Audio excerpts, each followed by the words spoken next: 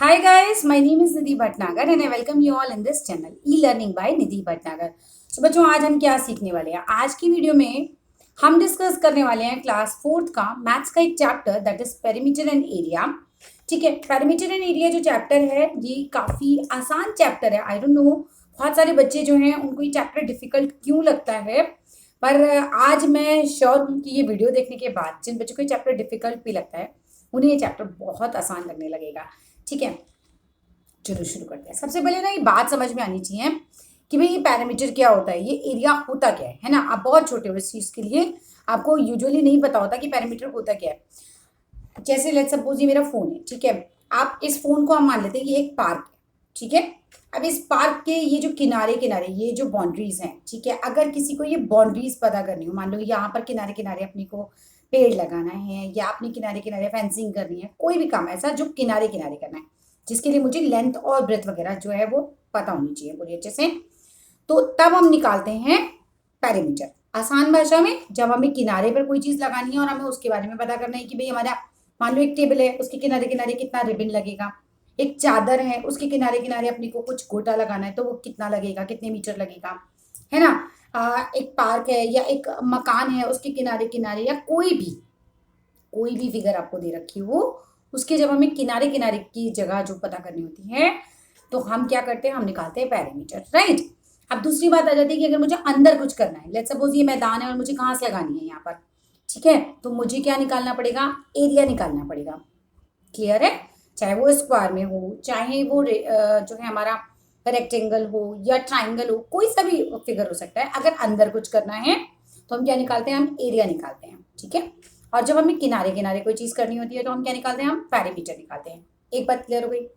अब हम बात करेंगे कि भाई जो पैरामीटर होता है हमारा, लेट्स सपोज मैं एक फिगर ड्रॉ करती हूँ फिर आपको दिखाऊंगी। मान लो मुझे स्क्वायर का निकालना है, ठीक है। एक स्क्वायर ले लेते हैं, ठीक है। और स्क्वायर का अगर मुझे पैरामीटर चाहिए होगा तो स्क्वायर में मुझे क्या होता है, स्क्वायर की सारी साइड्स बराबर होती हैं, ठीक है। स्क्वायर तो आपको पता ही होगा जिसकी सारी साइड्स बराबर होती हैं। अब स्क्वायर का अगर मुझे पैरामीटर चाहिए तो मुझे क्या करना होगा, मुझे भाई देखो किनारे किनारे लगाना है तो सारे किनारे किनारे जो हम क्या करेंगे उनको ऐड कर देंगे।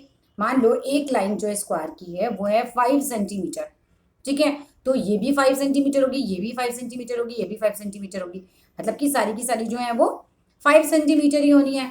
तो हम क्या करेंगे, 5 सेंटीमीटर हो, या तो आप 4 बार प्लस कर लो, 5 + 5 + 5 + 5, या बहुत ही सिंपल है, हम 5 को मल्टीप्लाई बाय 4 कर दें तो भी हमारा आंसर सेम आ जाएगा। अब कई बार क्या होता है आपकी क्लासेस में, आपको जरूरी नहीं है मतलब कि भाई सिर्फ स्क्वायर ही पूछा जाए, स्क्वायर तो बहुत आसान हो जा रहा है। कोई भी ऐसे, मतलब मैं आपको बना के दिखाती हूँ, ऐसे कोई भी कुछ भी शेप दे दे और उसको किनारे किनारे किनारे किनारे की जितनी भी मेजरमेंट है वो आपको दे दी हो। मान लो ये 10 है, ये 12 है, ये 13 है, ये 14 है। आपको कुछ नहीं करना, सम ऑफ ऑल द साइड्स आपको सम करना है, ऑल द साइड्स का, और आपको उसका पेरीमीटर पता चल जाएगा। इसके अलावा हो सकता है आपको ऐसे टेढ़ा मेढ़ा कुछ भी, और मैं ऐसे भी बना के दिखा देती हूँ, ऐसे भी कोई फिगर दे दें, ठीक है। तो मान लो ये दे दें, ये 10 है, ये 15 है, ये 4 है, ये 3 है, ये 2 है, ये 1 है, ऐसे। तो आपको क्या करना है, सम ऑफ ऑल द साइड्स करना और आपका पैरामीटर निकल आएगा। आई होप यहाँ तक समझ आ गया। स्क्वायर, रेक्टेंगल, ट्राइंगल, इनके फॉर्मूले होते हैं। फॉर्मूला बता देती हूँ। स्क्वायर का अगर पैरामीटर निकालना है तो हमें क्या करना पड़ता है, हमें साइड मल्टीप्लाई बाय 4 करना होता है, बिकॉज सारी साइड्स उसकी बराबर होती हैं। तो हम 4 बार साइड को प्लस करें या फिर 4 से मल्टीप्लाई करते, बात तो एक ही है। यहां तक पैरामीटर समझ में आता है। उसके बाद जैसे देखो ये रेक्टेंगल है, ठीक है। अब रेक्टेंगल में अगर आपको कहा जाए कि इसका पैरामीटर निकालो तो ये लेंथ है, ये ब्रेथ है। आपको लेंथ 2 बार मिली हुई है इसमें, है ना। अगर हम इसकी साइड्स देखें, किनारे देखें, तो 2 बार तो लेंथ है और 2 बार इसकी ब्रेथ है। तो हम क्या करेंगे, लेंथ और ब्रेथ को एक एक बार प्लस करेंगे, ब्रैकेट में रख के लेंथ प्लस ब्रेथ करेंगे, क्योंकि ये 2 बार है, इधर भी ब्रेथ है, इधर भी ब्रेथ है, इधर भी लेंथ है, इधर भी लेंथ है। तो हम क्या करेंगे, जो प्लस का आंसर आएगा ना उसको 2 से मल्टीप्लाई कर देंगे। अगर आप नॉर्मल भी करते हो, मान लो ये 10 है, ये 5 है, ये 10 है, ये 5 है, चारों को प्लस कर दो, 10 और 10 20, 5 25 एंड देन 5 30, तो भी आपका आंसर बिल्कुल परफेक्ट आ जाएगा, बिल्कुल करेक्ट आ जाएगा, है ना। तो यहाँ मान लो फॉर्मूला भूल जाते हो जो मैं भी आपको बताने वाली हूँ, तो आप सम ऑफ ऑल द साइड्स कर देना, आपका आंसर बिल्कुल परफेक्ट आ जाएगा। अगर फॉर्मूला लगाने के लिए आता है तो 2 बाहर रखेंगे, ब्रैकेट में लेंथ प्लस ब्रेथ। यानी कि लेंथ और ब्रेथ को मैं प्लस करूंगी, उसके बाद जो भी उसका आंसर आएगा उसे हम 2 से मल्टीप्लाई करेंगे। अब आ जाइए, अगर मुझे ट्राइंगल का कहा जाए पेरीमीटर निकालो, है ना, तो ट्राइंगल में क्या होता है, एज आई टोल्ड यू कि भाई सम ऑफ ऑल द साइड्स, ये साइड प्लस ये साइड प्लस ये साइड, ठीक है, तीनों साइडें जो भी आपको मेजरमेंट होंगी तीनों को प्लस कर देना, आपका आंसर आ जाएगा। अब अगर हम बात करते हैं कि आपको लिखना कैसे है, मान लो ये कहा जाए आपको इक्विलेटरल ट्राइंगल है, ठीक है, इक्विलेटरल ट्राइंगल है। अब आप इसका पैरामीटर बताइए, इसकी एक साइड 5 सेंटीमीटर है, आपने को थोड़ा दिमाग लगाना है। इक्विलेटरल ट्राइंगल है मतलब क्या हुआ, ये 5 सेंटीमीटर है तो ये भी 5 सेंटीमीटर है और ये लाइन भी 5 सेंटीमीटर, यानी कि हमारी सारी लाइनें जो होंगी, जो भी साइड्स होंगी हमारी, वो 5 सेंटीमीटर होंगी। इक्विलेटरल का मतलब क्या हुआ कि सारी जो साइड्स हैं वो इक्वल हैं, क्लियर है। अब अगर मुझे कहा जाए कि भाई पैरामीटर ऑफ अ स्क्वायर निकालिए और जिसकी एक साइड आपको 5 सेंटीमीटर दे रखी है, अब बिल्कुल सिंपल है कि अगर एक साइड 5 सेंटीमीटर है तो बाकी साइड्स भी कितनी है, 5 सेंटीमीटर 5 सेंटीमीटर 5 सेंटीमीटर। 5 को 4 से मल्टीप्लाई करो, 20 सेंटीमीटर, सिंपल आपका आंसर आ जाएगा। अब आ जाइए, find the parameter of a square field जिसकी एक साइड 24 दे रखी है। Find the parameter of a square field जिसकी एक साइड 24 है। अब जल्दी से आंसर बता दो, क्या आंसर आना चाहिए, करो कैलकुलेशन, 24 को मल्टीप्लाई बाय 4 कर दो, क्या आंसर आ जाएगा, 96, है ना। तो बहुत सिंपल होता है, कोई पैरामीटर में कोई डिफिकल्टी नहीं होती। सम ऑफ ऑल द साइड्स है, स्क्वायर का फॉर्मूला क्या है हमारा, साइड मल्टीप्लाई बाय 4, रेक्टेंगल का फॉर्मूला क्या है हमारा, 2 लेंथ प्लस ब्रेथ, यानी कि लेंथ और ब्रेथ को प्लस किया, 2 से हमने मल्टीप्लाई कर दिया। अब यहाँ पर मैं कुछ क्वेश्चंस ले लेती हूँ। और अब जैसे आपसे क्या कहा जा सकता है कि भाई आप अपने पेंसिल बॉक्स जो है आपका, उसको बताओ उसका पैरामीटर कितना है। तो आप मान लो ये मेरा पेंसिल बॉक्स है, स्केल है वैसे तो ये, मान लो ये पेंसिल बॉक्स है, तो जो लेंथ है जो ब्रेथ है, भाई पेंसिल बॉक्स तो यूजुअली हमारा रेक्टेंगल शेप में होता है, तो लेंथ प्लस ब्रेथ और जो आंसर आएगा उसको 2 से मल्टीप्लाई कर देना, निकल आएगा। ऐसे ही आ जाता है अपना टेबल का टॉप है, उसका पैरामीटर बताइए। तो ज़्यादा है, कुछ दिमाग हमें लगाना नहीं पड़ेगा, बहुत आसान है, सम ऑफ ऑल द साइड, या फिर रेक्टेंगल होती है टेबल तो 2l प्लस बी, स्क्वायर होती है तो साइड मल्टीप्लाइड बाय 4 कर देंगे। अब आ जाइए, पैरामीटर की डेफिनेशन आ जाती है। तो the length of the boundary of any plane figure, the length of the boundary of any plane figure is known as its perimeter. Next आ जाइए, the unit of perimeter is same as the unit of the length. मान लो कि आपकी length 5 centimetre है तो हमारा जो पैरामीटर निकल के आएगा उसकी यूनिट भी सेंटीमीटर में ही रहेगी। कोई टेंशन है इसमें, कुछ ऐसा तो नहीं लग रहा है कि भी डिफिकल्ट है, सिंपल सा ही है, सारी साइड्स तो प्लस करनी है, बस घूम फिर की कहानी तो इतनी ही है। अब आपको ना जैसे कुछ फिगर्स दिखा रखी हैं बुक में, है ना, ये फिगर्स दिखा रखी है। अब आपको कहा जा रहा है कि भाई इन फिगर्स में आपको क्या करना है, पैरामीटर बताना है। तो आप क्या करोगे, ये प्लस प्लस प्लस, फिर ये लाइन प्लस, फिर ये लाइन प्लस, इस तरीके से हम क्या करेंगे, हम सारी लाइनों को प्लस करते चले जाएंगे, हमारा आंसर आ जाएगा। तो ये वाला एक्सरसाइज आप आराम से निकाल सकते हो। अब आपको क्या करना है, कोई क्वेश्चन देख पढ़ लेते हैं इसमें से। Find the parameter of a square is, sorry, the parameter of the square is 120 centimetre. चलो यहाँ से पढ़ लेते हैं। एक स्क्वायर, सेंटीमीटर भी नहीं है, मीटर है। The parameter of a square is 120 metre. आपको पैरामीटर ऑलरेडी दिया हुआ है, बड़े ध्यान से समझना कि पैरामीटर दिया हुआ है और आपसे कह रहे हैं कि find the length of the side of the square, और आपको क्या कह रहे हैं, आप साइड बताओ एक। ध्यान लगाओ, अगर मुझे पैरामीटर दिया हुआ है इसका मतलब 4 लाइनें जो प्लस करके आंसर आया है वो दिया हुआ है, एक लाइन निकालनी है, 4 का दिया हुआ है, 1 का निकालना है। क्या करना चाहिए मुझे, डिवाइड।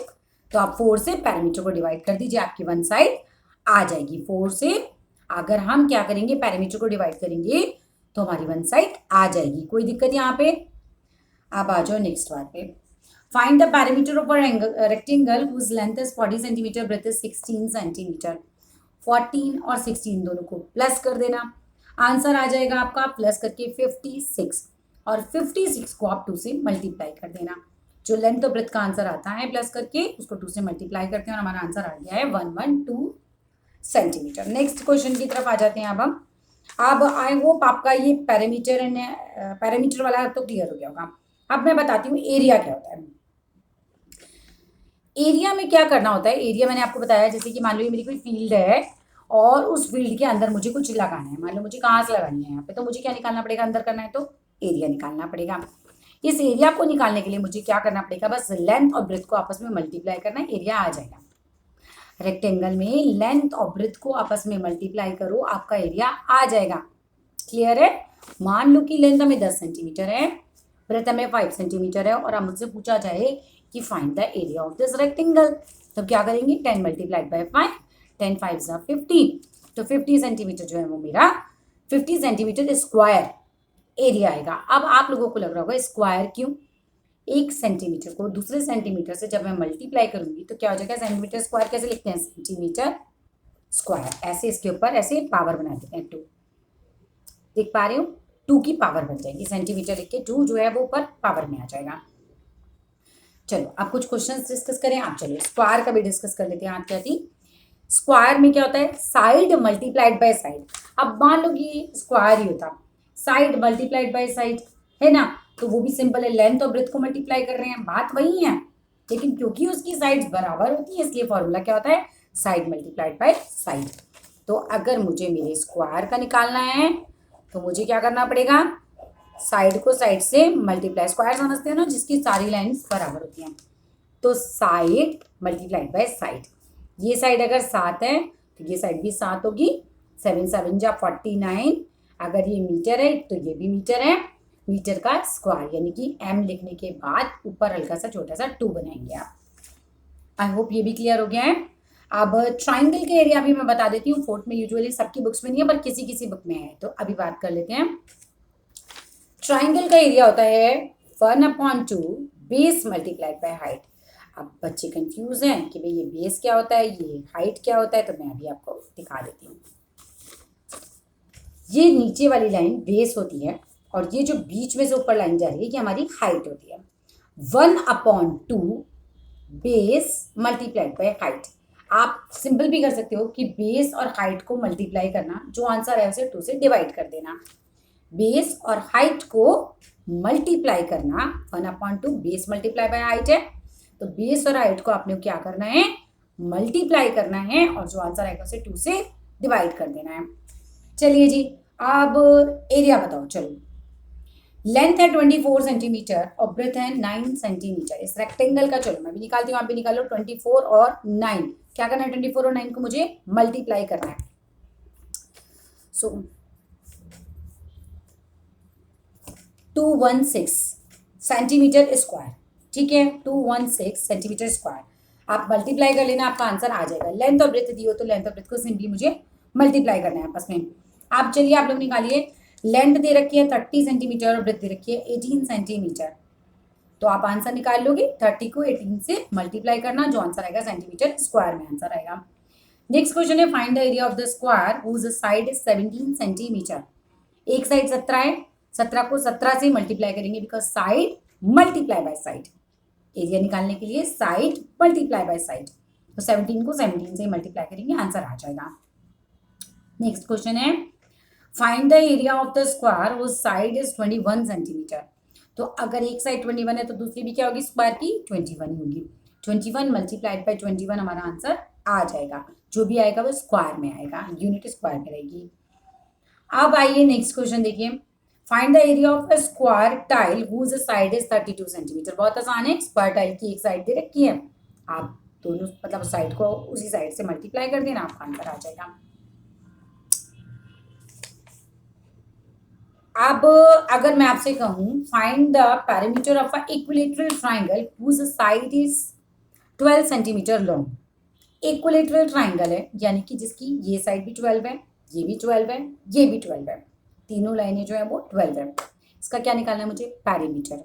क्या बताया था मैंने, पैरीमीटर का मतलब सारे किनारों को प्लस कर दो, यानी कि 12 + 12 + 12।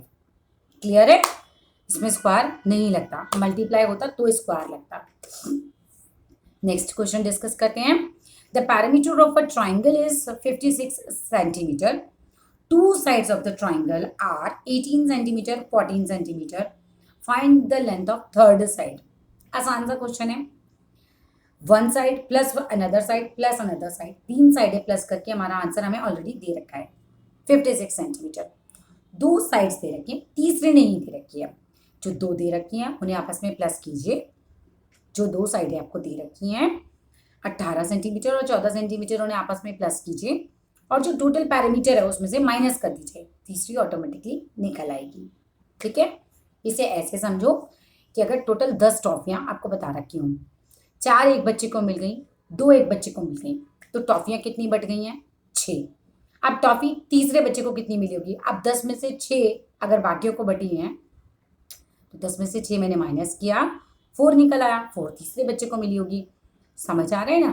बिल्कुल ऐसे ही होता है कि अगर आपको दो साइड्स दे रखी हैं तो दोनों को प्लस करो, टोटल में से माइनस कर दो, तीसरी साइड ऑटोमेटिकली आपकी निकल आएगी। तो यहाँ पर आपका ये फोर्थ का तो स्टैंडर्ड था, इतना ही है, इससे ज़्यादा नहीं है आपका। और अगर कोई दिक्कत होती है तो कमेंट बॉक्स में लिखना मुझे, और नए हो तो सब्सक्राइब करना, शेयर ज़रूर करना। फिर मिलते हैं नेक्स्ट वीडियो में। Till then love you all and bye bye.